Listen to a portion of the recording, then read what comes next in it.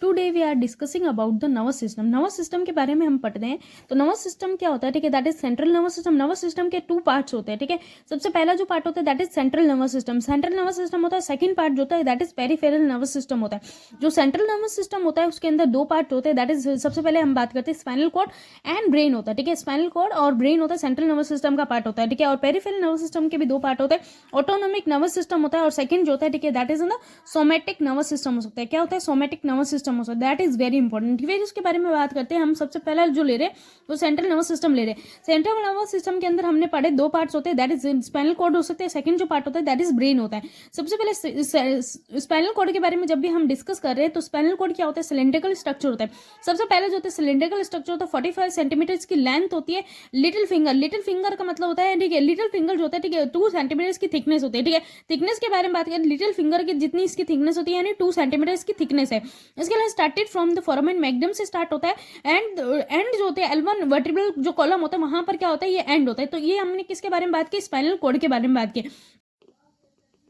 Now we discuss about the brain. Brain हो जाता है, ब्रेन जो होता है second part of the central nervous system का सेकंड पार्ट को होता है ब्रेन होता है। ब्रेन के बारे में बात करते हैं तो ब्रेन के अंदर कौन ब्रेन के 3 पार्ट होते हैं। सबसे पहला जो पार्ट होता है दैट इज फोर ब्रेन होता है जिसे हम प्रोजेंसेफेलोन के नाम से जानते हैं। सेकंड जो पार्ट होता है दैट इज मिड ब्रेन होता है, मिड ब्रेन को हम मेसेंसेफेलोन बोल सकते हैं। और लास्ट पार्ट होता है हिंड ब्रेन होता है, हिंड ब्रेन को हम रोम्बेनसेफेलोन के नाम से जानते हैं। It is clear. तो ब्रेन के कितने पार्ट हो गए, ब्रेन के 3 पार्ट्स होते हैं, ठीक है। सबसे पहला जो पार्ट होता है वो क्या होता है, फोर ब्रेन हो सकते हैं, फोर ब्रेन को हम प्रोजेंसेफेलोन बोल सकते हैं, ठीक है। सेकंड जो पार्ट होता है मिड ब्रेन को मेसेंसेफेलोन बोल रहे हैं और हिंड ब्रेन जो होता है दैट इज रोम्बेनसेफेलोन हो सकता है, ठीक है। फिर उसके बाद में हम बात करते हैं फोर ब्रेन के भी 2 पार्ट्स होते हैं, दैट इज सेरिब्रम को हम टेलेनसेफेलोन के नाम से जानते हैं और डाइनसेफेलोन सेकंड जो पार्ट होता है दैट इज डाइनसेफेलोन। जो टेलेनसेफेलोन होता है वो largest part of the brain का सबसे लार्जेस्ट पार्ट के बारे में बात करते हैं तो वो कौन सा होता है, that is largest part of the brain that is cerebrum होता है, ठीक है। सेरिब्रम क्या होता है, largest part of the brain जिसको हम क्या बोल रहे हैं, टेलेनसेफेलोन बोल रहे हैं। सेकंड पार्ट जो होता है डाइनसेफेलोन होता है। डाइनसेफेलोन के अंदर कौन कौन से पार्ट होता है, तो बेसल गैंग्लिया होता है, थैलेमस हो सकता है, हाइपोथैलेमस होता है, लिम्बिक सिस्टम के 6 पार्ट होते हैं, ठीक है, जिसके अंदर क्या कौन कौन से पार्ट होते हैं, दैट इज बेसल गैंग्लिया आते हैं, थैलेमस हो सकता है, हाइपोथैलेमस आता है और कौन से एमेग्डाला आ सकता है, ठीक है। इसके अलावा मेमोरी ट्रैक आता है और हिप्पोकैम्पस होती है। ये किसके पार्ट है, ये पार्ट होते हैं लिम्बिक सिस्टम के पार्ट। It is clear. तो ब्रेन जो फोर ब्रेन होता है जिसे हम क्या बोल रहे हैं, प्रोजेंसेफेलोन के नाम से जानते हैं। फोर ब्रेन के 2 पार्ट्स होते हैं, ठीक है। सबसे पहला जो पार्ट होता है दैट इज सेरिब्रम जिसे हम टेलेनसेफेलोन बोलते हैं, that is largest part of the brain होता है। और डाइनसेफेलोन होता है, डाइनसेफेलोन जो होता है उसके अंदर हम बात करते हैं basal ganglia, thalamus, hypothalamus, limbic system, basal ganglia जो होता है।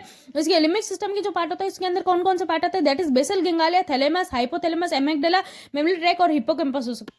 नाउ वी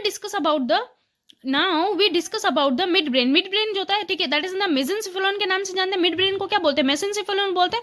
और मिड ब्रेन जो होता है उसके अंदर कौन कौन से पार्ट है, सबथैलेमिक न्यूक्लिया होता है, ठीक है। सबसे पहला जो पार्ट होता है दैट इज सबथैलेमिक न्यूक्लिया बोलते हैं। सेकंड जो पार्ट होता है वो किसके हम क्या बोलते हैं, टेक्टम को हम पॉन्स भी बोल सकते हैं। जो सबथैलेमिक न्यूक्लिया होता है उसके 2 पार्ट होते हैं, पार्ट्स कॉम्पैक्टा होता है, पार्ट्स रेटिकुलर्स होते हैं। पार्ट्स जो कॉम्पैक्टा होता है वो डोपामिन हार्मोन का सिंथेसिस करता है और पार्ट्स रेटिकुलर्स जो होता है गाबा का मतलब गामा एमिनो बुटारिक एसिड जो होता है उसका सिंथेसिस करता है। ये देखिए गामा एमिनो बुटारिक एसिड जो होता है उसका सिंथेसिस करता है। इट इज क्लियर, ठीक है। ये क्या होता है, सबथैलेमिक न्यूक्लिया हो सकता है, ठीक है। सेकंड जो पार्ट होता है उसके अंदर हम बात करते हैं तो टेक्टम होता है। टेक्टम के अंदर कौन कौन से पार्ट आते हैं, तो सुपीरियर न्यूक्लिया हो सकता है, ठीक है, सुपीरियर कैनिकुलाई हो सकता है और इंफीरियर कैनिकुलाई होता है। सुपीरियर कैनिकुलाई और इंफीरियर कैनिकुलाई जो होता है ये किसके पार्ट है, टेक्टम। टेक्टम के बारे में जब डिस्कस करते हैं तो उसके 2 पार्ट हमने पढ़े, सुपीरियर कैनिकुलाई और इंफीरियर कैनिकुलाई हो सकता है। सुपीरियर जो कैनिकुलाई होता है वो लेटरल जेनिकुलेट बॉडी का फॉर्मेशन करता है और लेटरल जेनिकुलेट बॉडी जो होता है वो किसके लिए रिस्पांसिबल होते हैं, विजन के लिए रिस्पांसिबल होते हैं। और इंफीरियर कैनिकुलाई जो होता है, ठीक है, वो मीडियन जेनिकुलेट बॉडी का फॉर्मेशन करता है और मीडियन जेनिकुलेट बॉडी जो होता है दैट इज ना हियरिंग के लिए रिस्पांसिबल होती है। It is clear. अब हम ब्रेन के लास्ट पार्ट जिसे हम बोल रहे हैं हिंड ब्रेन को हम क्या बोलते हैं, रोम्बेनसेफेलोन के नाम से भी जानते हैं, ठीक है। हिंड ब्रेन को क्या बोलते हैं, रोम्बेनसेफेलोन। और रोम्बेनसेफेलोन के अंदर 2 पार्ट होते हैं, दैट इज मेटेनसेफेलोन और माइलेनसेफेलोन, ठीक है। मेटेनसेफेलोन जो होता है, ठीक है, उसके अंदर पोन्स हो सकते हैं और सेरिब्रम आते हैं। कौन कौन से पोन्स और सेरिबेलम आते हैं, ठीक है। पोन्स और सेरिबेलम किसके अंदर आते हैं, मेटेनसेफेलोन के अंदर। और माइलिनसेफेलोन के अंदर क्या आते हैं, मेडुला ऑब्लोंगेटा जो होता है वो किसके अंदर आता है, माइलिनसेफेलोन के अंदर क्या आता है, मेडुला ऑब्लोंगेटा आते हैं माइलिनसेफेलोन। अब हम पढ़ेंगे सेंट्रल नर्वस सिस्टम का जो सेकंड पार्ट होता है that is peripheral nervous system. Central nervous system का पहला पार्ट हमने पढ़ा था ब्रेन के बारे में हमने डिस्कस कर लिया, ठीक है। अब हम बात करेंगे पेरिफेरल नर्वस सिस्टम के बारे में, ठीक है। पेरिफेरल नर्वस सिस्टम जो होता है, ठीक है, नर्वस सिस्टम के 2 पार्ट्स होते हैं, सेंट्रल नर्वस सिस्टम और peripheral nervous system. Peripheral nervous system के बारे में अब हम डिस्कस करने वाले, जिसके अंदर 2 पार्ट होते हैं, ऑटोनोमिक नर्वस सिस्टम हो सकता है और सेकंड जो होता है सोमेटिक नर्वस सिस्टम होता है। ऑटोनोमिक नर्वस सिस्टम और somatic nervous system. Autonomic nervous system जो होता है, ठीक है, उसके बारे में जब भी हम डिस्कस करते हैं तो ऑटोनोमिक नर्वस सिस्टम के 2 पार्ट्स होते हैं, ठीक है। है। सबसे पहला जो पार्ट होता है that is in sympathetic nervous system. Sympathetic nervous system होता है। सेकंड जो होता है पैरासिम्पैथेटिक नर्वस सिस्टम होता है। जो सिंपैथेटिक नर्वस सिस्टम होता है उसको हम एडिनर्जिक नर्वस सिस्टम के नाम से भी जानते हैं। एडिनर्जिक नर्वस सिस्टम के नाम से भी जानते हैं। इसको हम स्ट्रेस नर्वस सिस्टम भी बोल सकते हैं। इसके अलावा थोरेकोलम्बर आउटफ्लो होता है। यहाँ पर क्या होता है, थोरेकोलम्बर आउटफ्लो होता है, also known the catabolic nervous system.